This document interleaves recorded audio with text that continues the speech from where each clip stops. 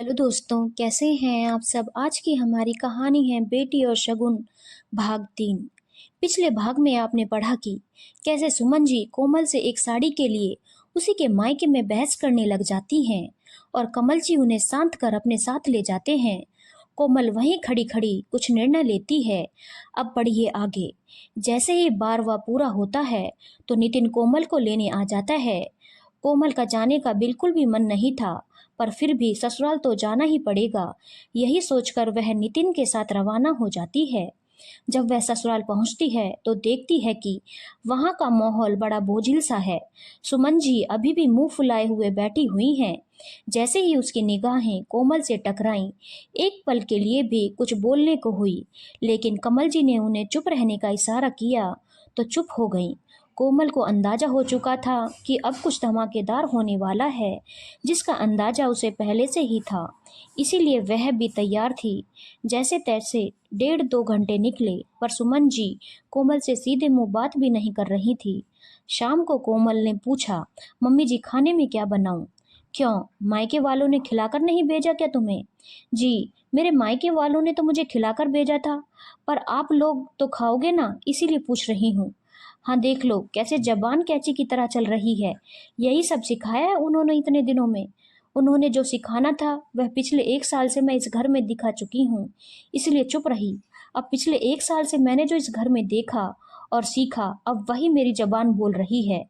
सुन लो, हमारी बिल्ली हम ही से म्याऊं हमारे घर का खाती है और हमें ही 10 बातें सुनाती है। माफ करना मम्मी जी, मैं कोई पालतू जानवर नहीं हूँ। मैं इस घर की बहू हूँ।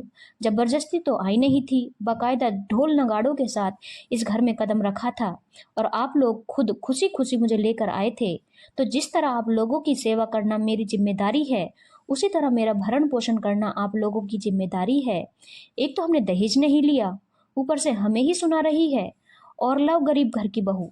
माफ करना मम्मी जी, आपने सिर्फ कन्या और कलश का नाम रखा है, लेकिन कन्या और कलश के नाम पर कितना कुछ आपने मांग लिया, उसका अंदाजा भी है आपको?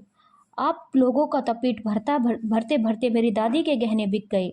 मेरे पापा आज तक कर्जा चुका रहे हैं। अब बस, अब और नहीं। ऐसा बोलकर कोमल अंदर रसोई में चली गई। पर अब कोमल कोई भी बात होती मुंह पर डंके की चोट पर बोलती है। इसलिए कमल जी और सुमन जी अब कोमल से ज्यादा कुछ नहीं कह पाते और ना ही उसके सामने अब ज्यादा कुछ बोलने के लिए हिम्मत होती है। पर आज जब अपनी बेटी पर बन आई तो दोनों को कुछ सूझ ही नहीं रहा था।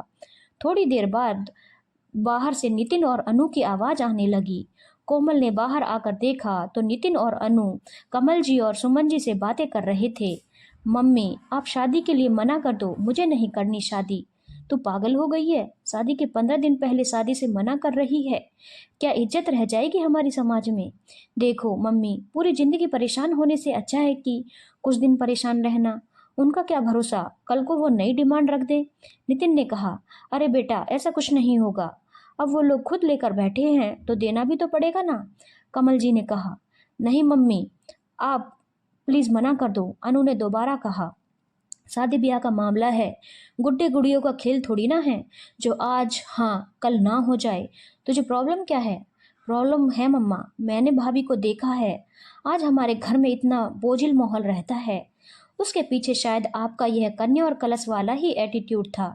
हम दहेज नहीं लेंगे, हमें तो सिर्फ कन्या और कलश चाहिए। आज हमारे घर में यह स्थिति है कि आप लोग भाभी से बात करना पसंद नहीं करते और ना ही भाभी आप लोगों से। मुझे नहीं रहना ऐसे माहौल में। और यह याद रखना, मैं भी कोई कोमल भाभी नहीं हूँ। मैं तो पहली बार में ही मायके आ जाऊंगी सब छोड़कर। अपनी बेटी के मुंह से यह सब सुनकर सुमन जी और कमल जी को अपनी गलती का एहसास हुआ। दोनों की निगाहें अपने ही बच्चों के सामने झुक गई। आखिरकार कमल जी ने अनु के होने वाले ससुराल में फोन कर दिया कि हम शादी नहीं करेंगे। साथ ही साथ उन्होंने अपनी बहू से माफी मांग ली। धन्यवाद दोस्तों। अगर आपको कहानी अच्छी लगी हो तो चैनल को लाइक, शेयर और सब्सक्राइब करना ना भूलें।